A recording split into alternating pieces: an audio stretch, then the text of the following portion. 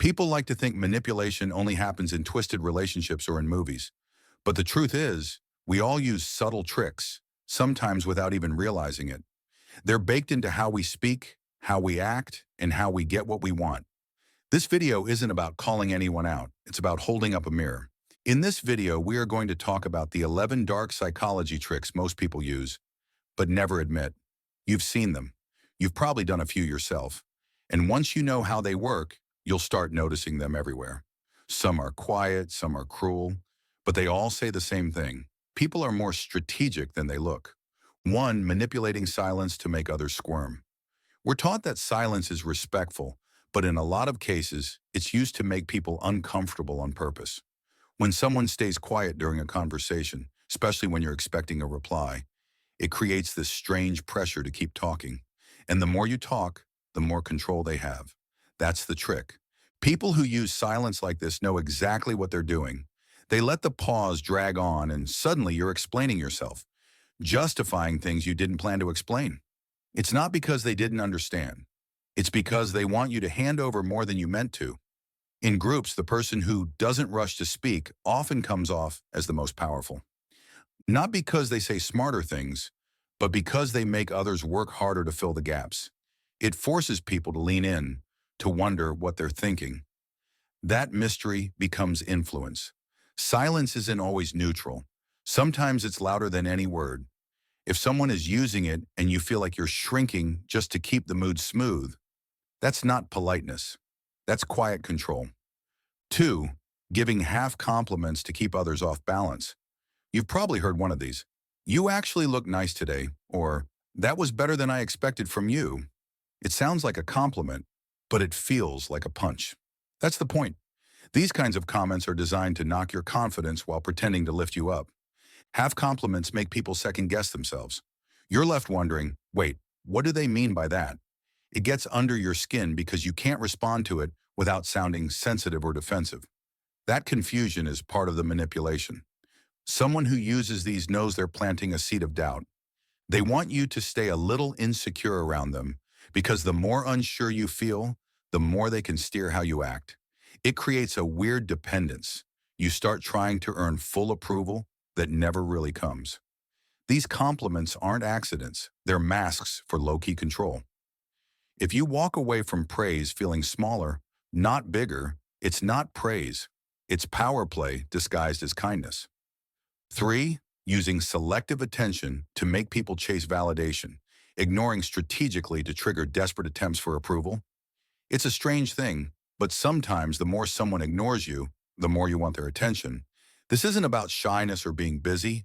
This is when someone picks and chooses when to acknowledge you and when to completely pretend you don't exist. When used deliberately, this messes with people. One day they laugh at your jokes, the next they act like you're invisible. And that randomness makes you try harder to be seen. It triggers this reflex to perform, to fix the disconnect, even if you didn't cause it. This trick is everywhere at work, in friendships, in dating. The manipulator sets the pace. They pull back attention just enough to make you feel unsteady. And when they finally give you a little approval, it feels like relief, like you earned something.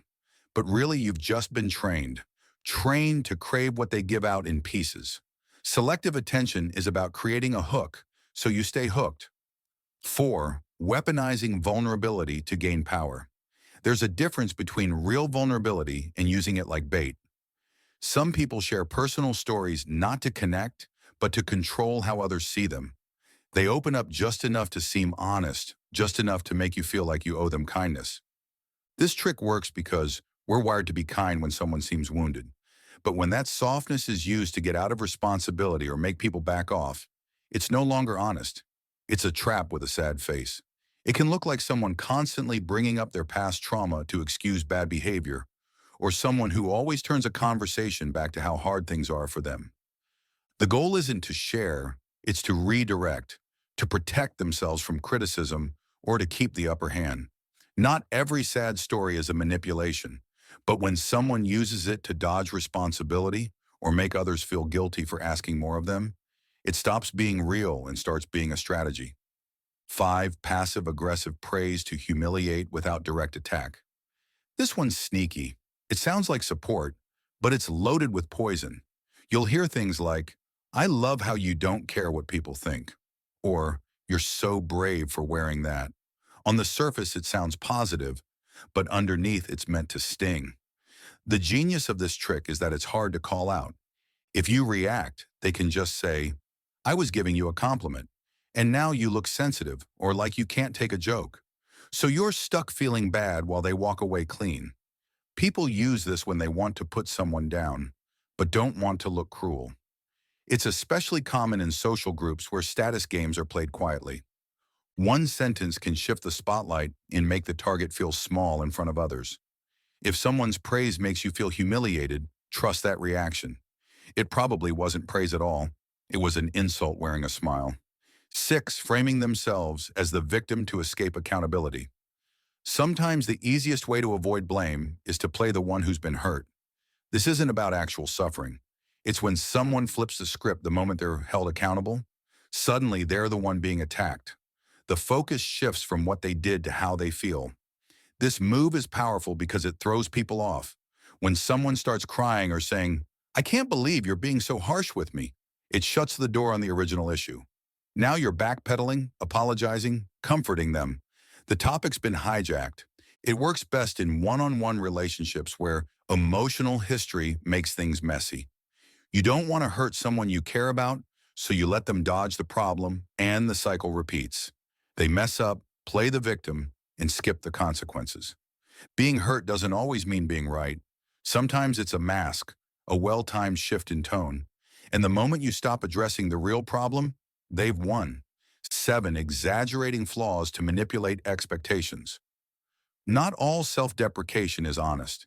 Sometimes people downplay their skills or overstate their flaws to set the bar so low that anything they do afterwards seems amazing. It's not about modesty, it's a setup. You've probably heard someone say, I'm terrible at this, and then do just fine. The reaction they want is, wow, that was actually great. That gap between what they claimed and what they showed becomes a boost. It's a way to control how others respond. If expectations are low, there's less pressure, less criticism, and more praise for doing the bare minimum. It also creates an easy way to excuse failure. Well, I warned you I wasn't good at this. It may seem harmless, but when done often, it skews how people treat them. It lets them get away with less while receiving more. And over time, it's not honesty, it's strategy. 8. Pretending to agree, then sabotaging from the shadows. Some people nod along and agree in the moment, but behind the scenes, they're working against you. It's not about conflict avoidance. It's about control. Saying yes now gives them space to push back later when no one's watching. This can show up at work, in families, even in friendships. Someone agrees with your idea in the group, then talks others out of it in private. They don't want a scene. They want their way quietly. It's a form of revenge that's hard to trace. They didn't say anything mean. They didn't argue, but somehow your plan got derailed and they're never directly involved. That's the power of fake agreement. It buys time, builds trust, and sets up the fall. This trick works because it gives the illusion of support, and by the time you realize someone wasn't really on your side, the damage is already done. 9. Using social proof as a psychological bludgeon. When someone says, everybody agrees, or most people think this, they're not giving you facts. They're trying to shut you down. It's a way to make you feel alone in your opinion, even if you're right. Humans are social. We want to belong. So hearing that your view is out of step makes you second-guess yourself. And that's what this trick feeds on. It uses the fear of being different to push people into silence or agreement. This is how bad ideas stick around because people are too nervous to challenge what they're told is the popular view. But most of the time, that popularity is made up or exaggerated. The moment as someone starts speaking on behalf of everyone, stop and think, who's everyone really? Because when opinions become weapons, it's no longer about truth. It's about pressure. 10. Acting powerless to secretly control the strong. Not every power move looks powerful. Sometimes it looks like helplessness. People who act clueless, overwhelmed, or dependent often get others to step in and take charge. But here's the twist. Once you're doing the work, they're steering the ship. They act like they can't do it alone. So, you take responsibility. You solve problems, you carry the weight, and they keep control without ever lifting a finger. It's not laziness, it's planned. This happens a lot in close relationships. One person constantly needs help, and the other ends up making all the decisions. But those decisions are being steered quietly behind the scenes. Helplessness can be a disguise. When someone never seems to manage on their own, but always ends up with the outcome they wanted, you're not helping anymore. You're being used. If you have made it this far, comment down below with the word 100% to confirm that you have received the knowledge from this video. For more interesting topics, make sure you watch the recommended video that you see on the screen right now. Thanks for watching.